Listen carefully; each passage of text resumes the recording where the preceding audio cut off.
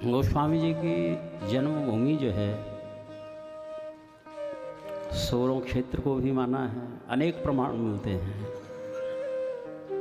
जो एटा जिले में है।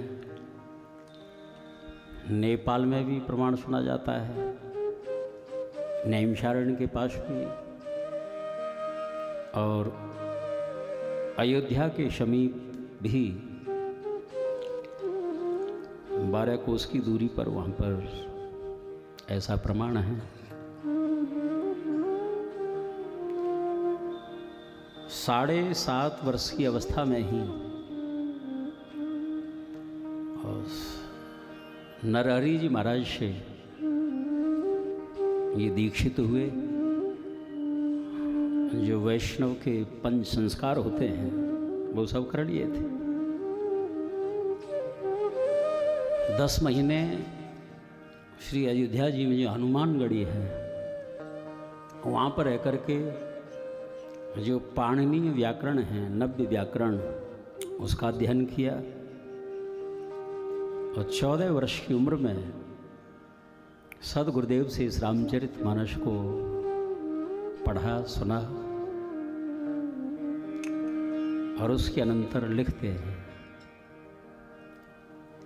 तो किसी ने पूछा कि तुलसीदास जी आप क्यों लिखना चाहते हैं? तुलसीदास जी ने कहा कि समझ ही नहीं तस बालपन तब अति रहे अचेत। बाल्यावस्था थी, इतनी सूझबूझ थी नहीं, इसलिए लिखना चाहता हूँ जिससे मेरे मन को बोध हो जाए कि गुरुदेव की वाणी जो मैंने सुनी तो मुझे उसका स्मरण है अथवा नहीं। कितने ध्यान और अक्षरशः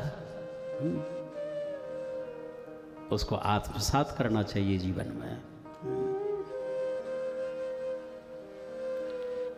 गोस्वामी जी कहते हैं कि ये राम कथा जो है, राम कथा कल पन्नग वर्णी और पुण्य विवेक पावक कहूँ अरणी। ये कलयुग रूपी जो सर्प है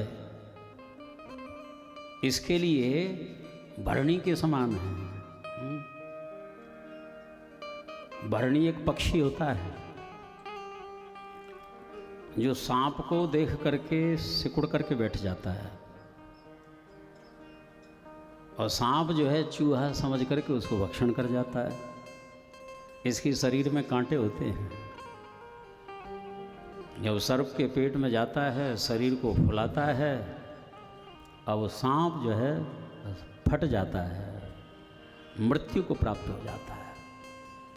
कहने का भाव ये राम कथा भरणी पक्षी के समान है। नक्षत्र भी है, भरणी नक्षत्र में यदि वर्षा हो जाए और सर्प उसमें भीग जाए तो मृत्यु को प्राप्त हो जाता है। भरणी जो है मयूर पत्नी को भी कहा जाता है, अर्थात मोर को। जहाँ मोर होता है, मोरनी होती है, वहाँ पर सर्प जो है टिक नहीं सकता है, भाग जाता है भयभीत होकर के, अथवा ये भक्षण कर जाते हैं। यदि सर्प दंशन कर ले तो जिस मंत्र का प्रयोग किया जाता है उस मंत्र को भी भरणी कहा जाता है। अथवा तो यदि सर्प काट ले और उसके कर्ण में भरणी भरणी शब्द का उच्चार किया जाए तो ही विष का प्रभाव कम होता चला जाता है। कीलो सर्पा तेरे बामी, कहने का भाव ये भरणी के समान है।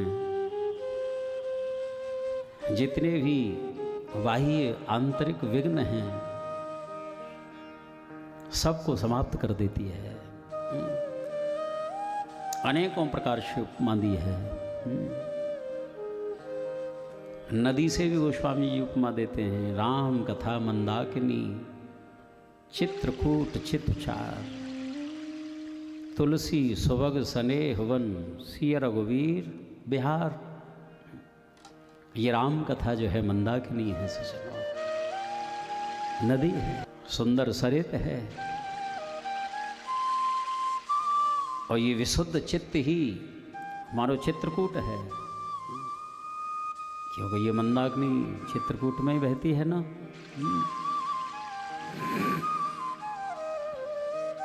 और तुलसी सुभग स्नेह वन, ये स्नेह ही मानो सुंदर वन है, और श्री सीताराम जी विहरण करते हैं। कहने का भाव, यदि नदी में जल न हो अथवा स्वच्छ जल न हो, निर्मल जल न हो, तो उसमें विहार नहीं किया जाता। जिसका चित्त शुद्ध होता है उसी चित्त में सीताराम जी विहार करते हैं सजनों।